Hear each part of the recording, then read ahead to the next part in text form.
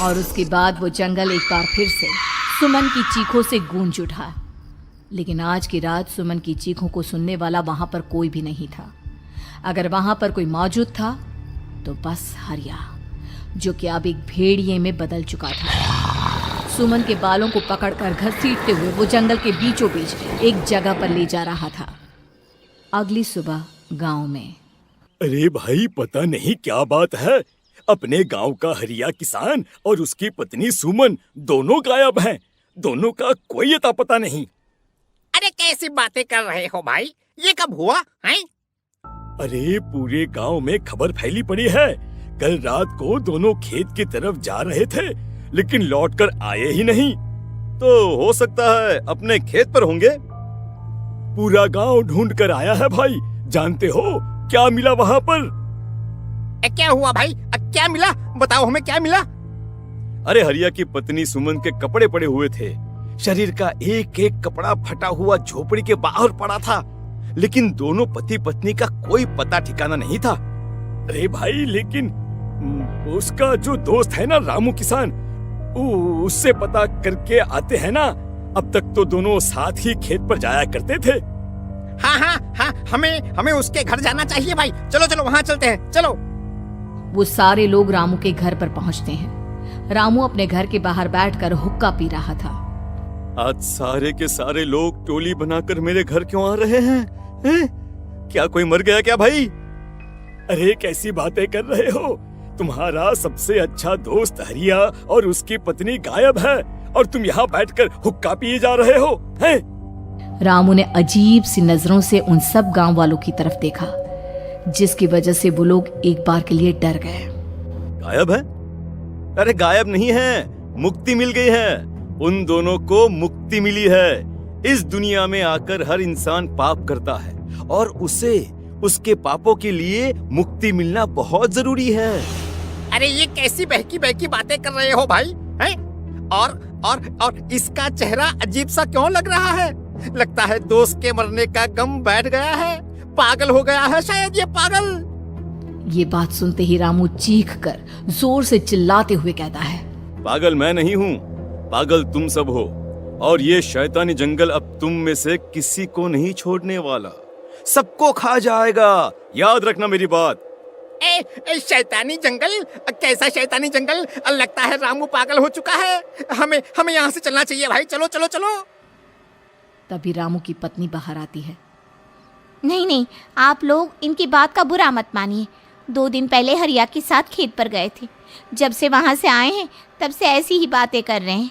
भगवान जाने ऐसा क्या देख लिया उन्होंने, खेत में कुछ भी बड़बड़ाते रहते हैं। लेकिन गांव के लोगों ने कमला की कोई बात नहीं सुनी और वो सब वहां से चले गए। रात अब धीरे धीरे ढलने लगी थी। तभी अचानक किसी ने धीमी सी आवाज में रामू को पुकारा।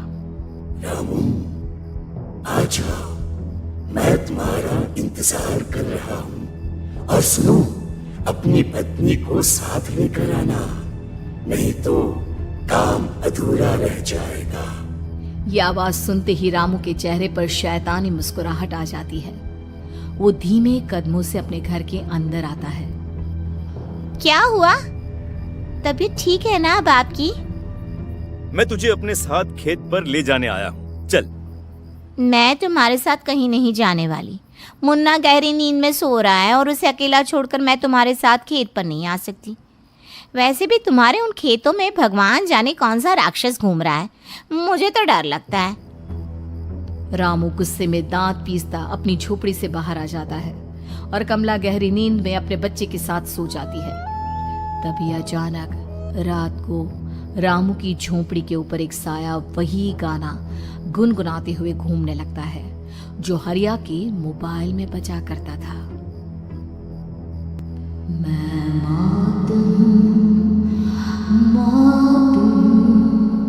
मौत जो पसरी है चारों ओर, जो आएगी कहीं से भी निगल जाएगी सबको। मैं मौत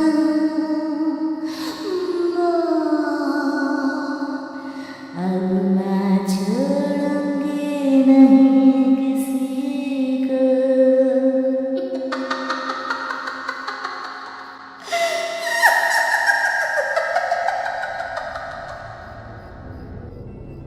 ये आवाज सुनकर रामू की पत्नी कमला की आंख खुलती है और वो देखती है कि उसका मुन्ना अपनी जगह से गायब था। कमला चीखते हुए बाहर दौड़ कर आती है।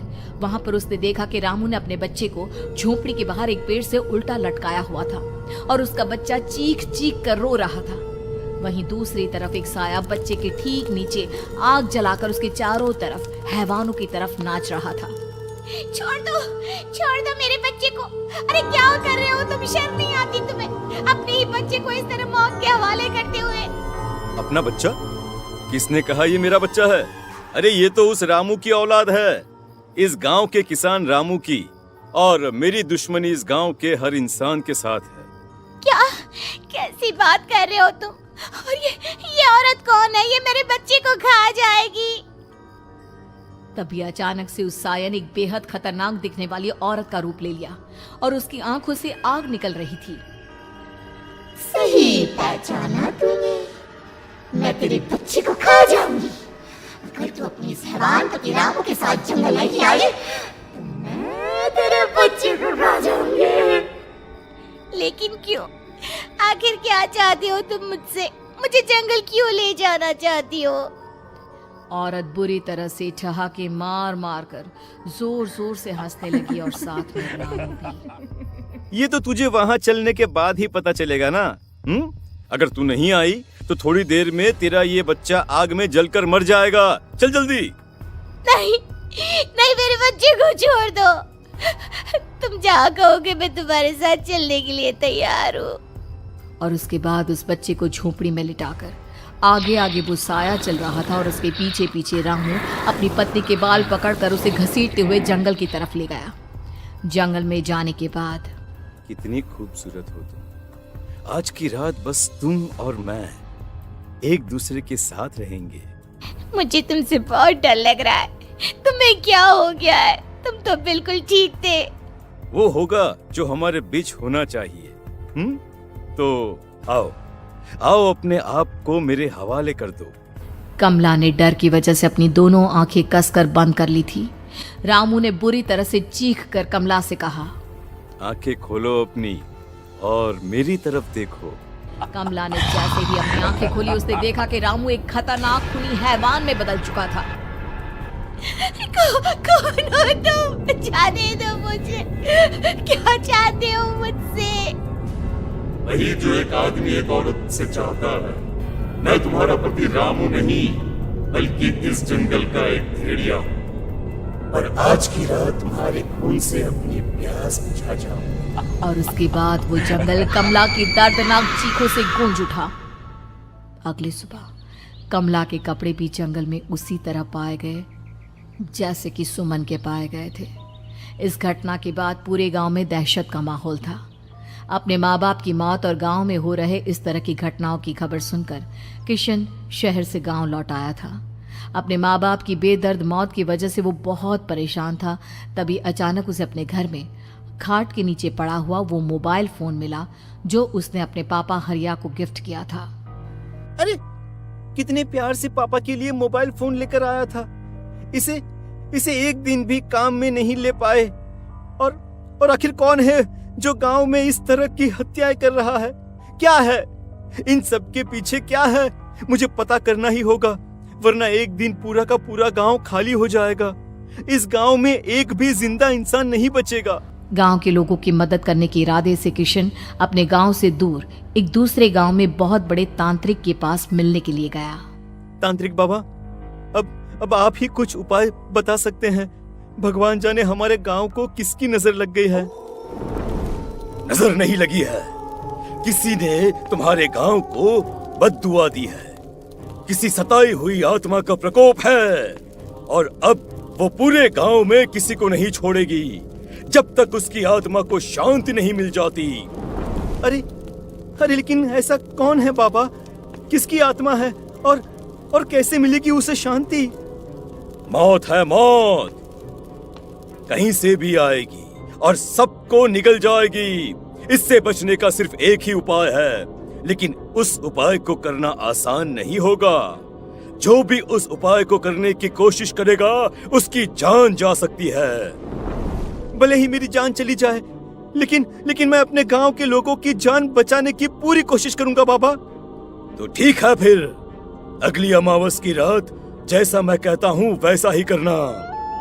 अमावस की रात तांत्रिक के बताए अनुसार किशन अपने साथ केरोसिन लेकर जंगल की तरफ चल पड़ा।